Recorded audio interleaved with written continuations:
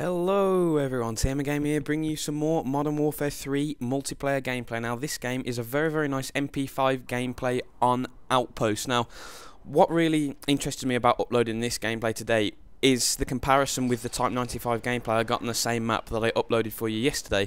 I mean, originally I was going to upload a very nice Scar gameplay on Village, but I decided to upload this gameplay first just to show you how you can play Outpost in two completely different ways. I mean, yesterday I used the Type 95, I sat back a little bit, I managed the spawns, I made sure that, you know, if I did get into close quarters combat, I got my secondary weapon out, waited for them, you know, didn't charge around the map, and this is a completely different style of gameplay, you know, using the MP5. It's, you know, an SMG that hasn't really got too much coverage. A lot of people are using the UMP, the P90 and the PP90M1. You know, a lot of people have seemed to miss that the MP5 is a very good weapon as well.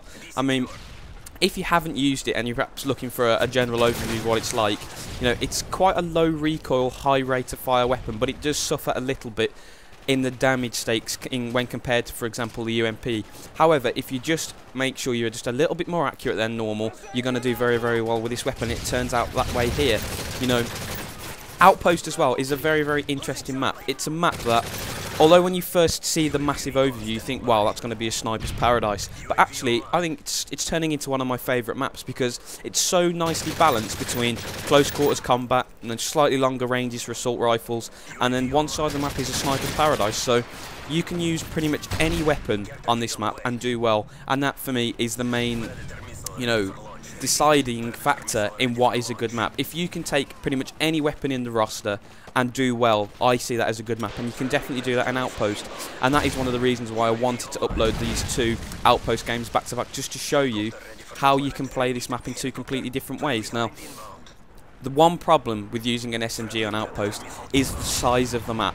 I mean, the actual engagement range is pretty close on this side of the map, so you can use the SMG in its, you know, prime length and prime range. However, you're going to spend quite a lot of time running backwards and forwards from A to B, so that's why on this class I'm using extreme conditioning. Normally with the MP5 I like to run sleight of hand because it has quite a tedious recoil, quite a tedious reload, sorry, not recoil. So if you are going to use extreme conditioning on a slightly larger map like I am here, you've got to be extra specially careful that if you run into 2 or 3 enemies at once, try and kill as many as you can and then get somewhere safe to reload, because you can get caught with your pants down occasionally, and that's why it's always useful to have those secondary weapons. The FMK9 I think they're called. Anyway, they're the first machine pistol and they are by far and away my favourite secondary in the game so far.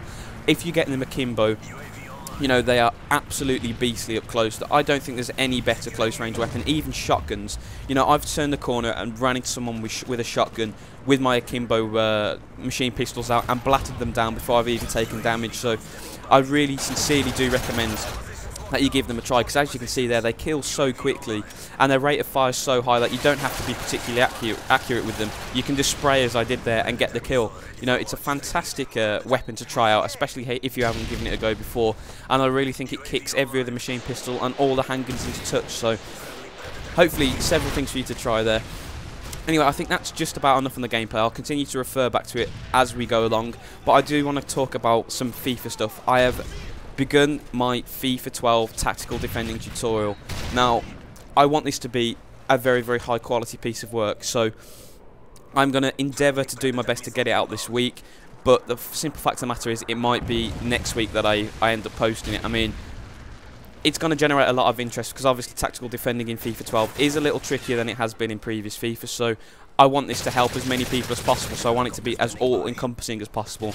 You know, the bit I'm going to work on today is defending under pressure. So what I'm going to start with is, for example, if you have a long ball hit over the top of your defenders and you're running back, but you have a pacey striker running behind you and you're guaranteed to get to the ball first, but the pacey striker is going to put pressure on you, what do? And that is the first question I'm going to answer in the tutorial, so I'm probably going to work on that later today. Now, I do have another essay in for the 18th of November, so I am going to have to be doing quite a lot of work this week, but all being well, I think I've found a schedule that really does help me to upload pretty much every single day and still get all my work done, because, you know, before Modern Warfare 3 came out, I managed to do an essay in 2 days, and I think that's a little bit unrealistic. I mean, I did seriously not go on the PS3 at all. I just focused on my essay, and it was 2 pretty solid days of work. So what I'm thinking of doing is, if I say give myself 4 or 5 days, do a couple of hours a day, you know, a couple of hours of reading on top of that just to get all the sources, I can do an essay in a week very, very easily, and that leaves me a couple of hours every day to work on my videos, and that's exactly what I want to do. You know, I've got into a habit of uploading daily now, and I think it's a habit I really want to keep in. You know, what I am going to do though is take a day off every single Monday, I think, because like I've told you guys who've been here a while, my Monday schedule is pretty jam-packed. You know, I'm up at 7 in the morning, I don't get back into my house until probably about 6 o'clock at night, probably half 5, 6 o'clock. So when you come back, you want to get some food, you want to chill out, you want to watch some Peep Show on 4OD or whatever.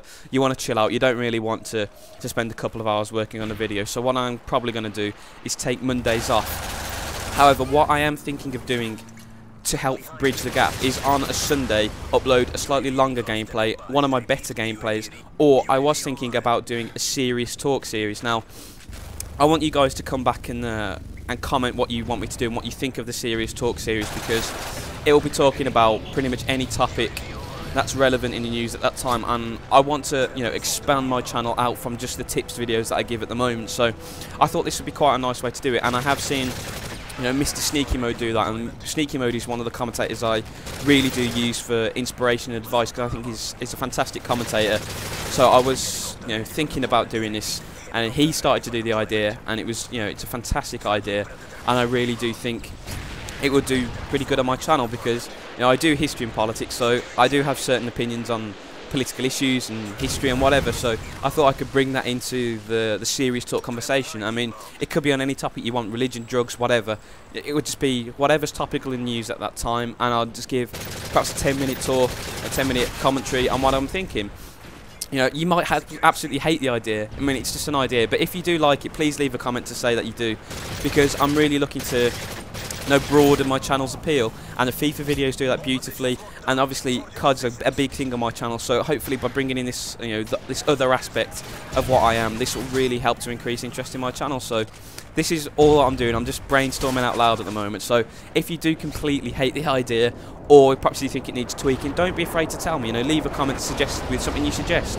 You know, I say this quite a lot, but I really do genuinely mean it. This is your channel as much as it is mine.